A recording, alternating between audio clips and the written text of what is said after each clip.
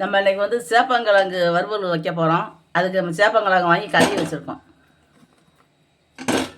நல்லா பெரிய பெரிய கிழங்காக இருந்தால் நல்லாயிருக்கும். மண்ணாக இருக்கும், நல்லா கழுவிக்கிறணும்.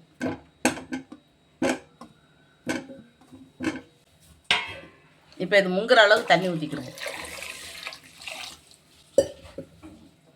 போதும். தண்ணி ரொம்ப ஊற்றினாலும் தண்ணி ரொம்ப சூடாகி வெந்து வர்றதுக்கு லேட் ஆகும். கொஞ்சம் தண்ணியை கம்மியாக ஊற்றினா கூட நல்லது தான். நான் தண்ணி நிறையா ஊற்றிட்டேன். இப்போ நம்ம மூடி போட்டு ஒரு விசில் வைக்கணும். ஒரு விசில் வச்சு ஒரு 1/4 மணி நேரம் நம்ம குக்கர் திறக்கக்கூடாது. நம்ம சேப்பங்கிழங்கு அவிய வச்சுருந்தோம். ஒரு விசில் வச்சு அடுப்பை ஆஃப் பண்ணி போட்டோம். நல்லா வந்துருச்சு. அப்பா சூடு பயங்கரமாக இருக்குது. தண்ணியை பூரா வடிகட்டி எடுத்து வச்சுக்கிறணும். இது வந்து நமக்கு 2 விசில் வச்சுட்டோம் அப்படின்னா அப்படியே 2 மவுந்துடும். நம்ம உரிக்கிறதுக்கு ரொம்ப சிரமமாக இருக்கும். இதுனா சுடுது, ரொம்ப சுடுது. நல்லா அழகாக உரிக்கிறது வரும். இப்படி தான் அவிக்கணும். ரொம்ப இது வந்து குக்கர்லேயே வைக்கக்கூடாது. நமக்கு சீக்கிரம் வேலை முடியணுங்கிறதுக்காக குக்கரில் நம்ம வைக்கிறோம். குக்கரில் வச்சோம்னா நமக்கு வந்து ஒரு விசிலோடு நிப்பாட்டிடணும். நம்ம 2 விசில் மறந்தாப்பில் வச்சிட்டோம் அப்படின்னா அது வந்து கிழங்கு வந்து ஒரு மாதிரி தனித்தனியாக பீஸ் போட முடியாது. உரிச்சிட்டு குளன்னு கையில் ஒட்டும்.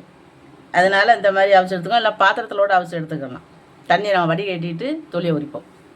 நம்ம வந்து சேப்பங்கிழங்கை வந்து அவிச்சு உரித்து வச்சுருக்கோம். இப்போ 4 நாளாக கீறிக்கிடுவோம். ஒரு கிழங்கை வந்து 4ஆக கீறணும். அப்போ தான் நமக்கு பெருசு பெருசாக இருக்கும். ரொம்ப குட்டி குட்டியாக கீறிட்டோம்னா நமக்குன்ற போது உடஞ்சி போயிடும். இப்படி ரவுண்டாகவும் போடலாம். நான் நல்லா எடுத்து சாப்பிட்ற மாதிரி நீல வாக்கில் போடுறேன். நமக்கு ஒரு விசில் விட்டு இந்த மாதிரி குழஞ்ச மாதிரி இருக்குது.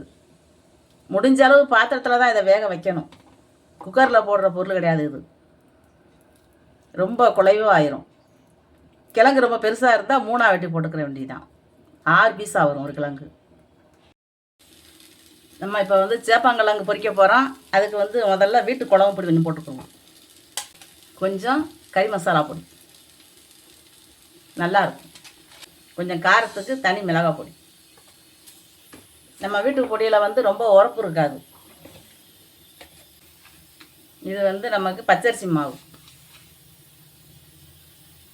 கொஞ்சம் கார்ன்ஃப்ளவர் மாவு, தேவைக்கு தூள் உப்பு.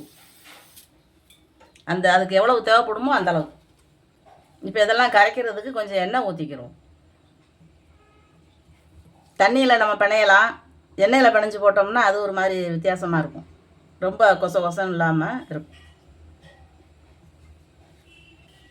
இப்போ இதெல்லாம் வந்து கைட்டு நல்லா பிணைஞ்சு வச்சுக்கிறோம்.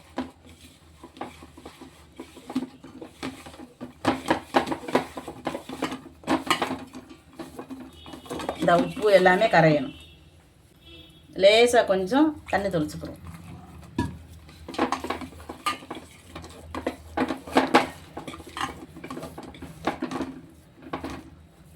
பச்சரிசி மாவு போட்டதுனால தண்ணியை இழுக்குது. பச்சரிசி மாவு எப்பயுமே வந்து தண்ணியை இழுக்கும்.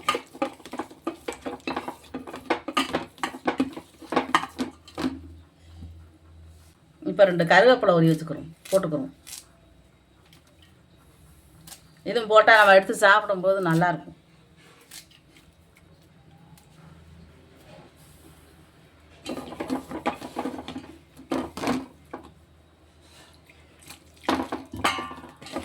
நம்ம அவ்வளோ எண்ணெய் ஊற்றிருக்கோம், தண்ணி நிறையா ஊற்றிருக்கேன். இருந்தாலும் கெட்டியாகிக்கிட்டே இருக்கும் மாவு.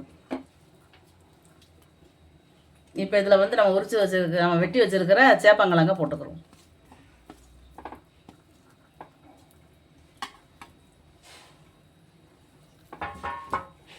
இதை போட்டுக்கிட்டு நல்லா அப்படியே பெசரி விடணும். இந்த கிழங்கெல்லாம் விட்டுற மாதிரி நம்ம இப்படியே தடைய விடணும். ரொம்ப போட்டு பிணைஞ்சிடக்கூடாது. விரல் அப்படி உள்ளே விட்டு அப்படியே இப்படி கிண்டி விடணும். நான் போட்டிருக்கிறது வந்து காஷ்மீர் மிளகா பொடி. அதனால நல்லா கலர் கொடுக்கும்.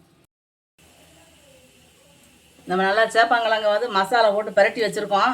இப்போ நம்ம எடுத்து எண்ணெயில் போடுவோம். இப்படி எடுத்து இதில் போட்டு விட்றோம்.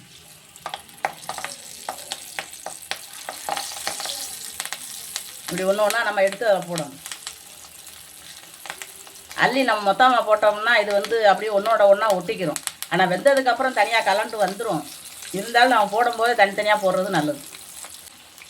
கொஞ்சம் வேலை அதிகமான வேலை தான் இதுக்கு. ஆனால் அதை நம்ம செஞ்சு கொடுத்தோம்னா பிள்ளைய ரொம்ப விரும்பி சாப்பிடுவாங்க. 1 கிலோ நம்ம செஞ்சால் கூட காணாது, அந்த அளவுக்கு காலியாயிடும். அந்த எண்ணெய் எவ்வளோ பிடிக்குமோ அவ்வளோக்கு போட்டுக்கிற வேண்டியதான். ஒன்றோட ஒன்றா ஒட்டாது. ஏன்னா இது வந்து நம்ம மாவு போட்டிருக்கோம். கான்ஃப்ளவர் மாவும் பச்சரிசி மாவும் போட்டிருக்கிறதுனால அது ஒட்டாது. இது நல்லா வேகட்டும். அதுக்கப்புறம் ஒரு 2 நிமிஷம் கழிச்சு தான் திருப்பி போடணும். நம்ம உடனே கரண்டியை உள்ளே விட்டுறக்கூடாது. இப்போ நம்ம வந்து திருப்பி போடுவோம்.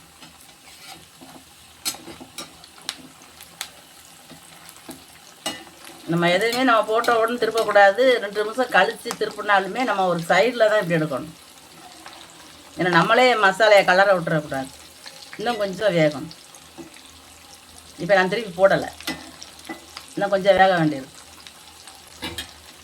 நம்ம கரண்டியை விட்டு உடனே குடஞ்சிட்டோம் அப்படின்னா அந்த கிழங்குலேருந்து மசாலா பூரா வெளியில் வந்துடும். கிழங்கு வந்து வெறும் வெள்ளை விளையர்னு கிடக்கும்.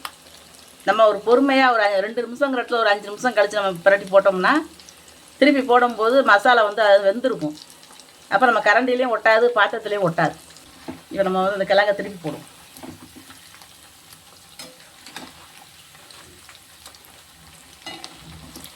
கிழங்கை விட்டு கலந்து வரலை, நமக்கு திருப்பி போட்டோம்னா இன்னும் நல்லா வெந்ததுக்கப்புறம் முருகை வேக வச்சு நம்ம எடுக்கணும். அப்படி எடுக்கும்போது தான் நம்ம சாப்பிடும்போது மெழுகு மாதிரி இருக்கும். நம்ம வந்து நேரம் ஆகுது, இல்லை ஒரு வேளை போதும் கலர் மாறிடும் அப்படின்னு நினச்சி நம்ம எடுத்தோம்னா உருளைக்கிழங்கு சாப்பிட்ட மாதிரி இருக்கும். நல்லா வெந்துருச்சு. இப்போ நம்ம எடுத்துருவோம். இதுக்கு மேலே நமக்கு ரொம்ப கருகை வந்துட்டாலும் நல்லா இருக்காது. நல்லா அரிச்சு எண்ணெயை வடிச்சிட்டு நல்லா எடுத்து வச்சுக்குவோம்.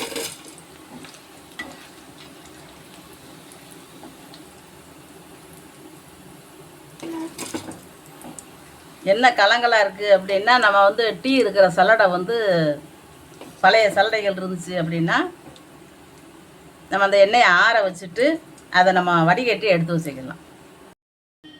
நம்ம சேப்பாங்கிழங்க வந்து நல்லா பொரிச்சு எடுத்துருக்கோம். நல்லா மொறுன்னு இருக்கும், வலுவாக இருக்கும். இதை மென்று சாப்பிடும்போது அப்படி சவுக்குன்னு நல்லா மெழுகு மாதிரி இருக்கும்.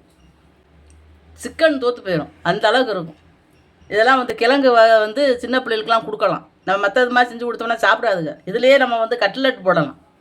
சேப்பாங்கிழங்கு வந்து நல்லா குழைய அவிய வச்சு சேர்மானங்கள் எல்லாமே சேர்த்து நல்லா அழகாக தட்டி தட்டி தோசைக்கல்லில் வச்சு எடுத்துகிட்டு வச்சுக்கோங்க. எண்ணெய் ஊற்றி நல்லா சாப்பிட்றதுக்கு மொறுன்னு இருக்கும். இந்த மாதிரி நீங்களும் செஞ்சு சாப்பிட்டு பாருங்கள். சாம்பார் வச்சு நம்ம சேப்பாங்கிழங்கு வச்சோம்னா சோறு கொண்டான்னு இழுக்கும். ஏன்னா கொஞ்சம் லேட்டாகும், வேலை பார்க்குறதுக்கு கொஞ்சம் ரொம்ப நேரம் ஆகும். அதனால் நம்ம பொறுமையாக அதை செஞ்சுக்கலாம். சிக்கன் பொடியும் போடலாம். நான் இன்றைக்கி வீட்டு மசாலா பொடி போட்டேன். நல்லாயிருக்கும், கொஞ்சம் காரமாக இருக்குது. காரப்பொடி கொஞ்சம் அதிகமாக போட்டிருக்கேன். இந்த வீடியோ பிடிச்சிருந்துச்சுன்னா லைக் பண்ணுங்கள், ஷேர் பண்ணுங்கள், சப்ஸ்கிரைப் பண்ணுங்கள். பக்கத்தில் இருக்கிற பெல் பட்டனை அமைக்கி விட்ருங்க.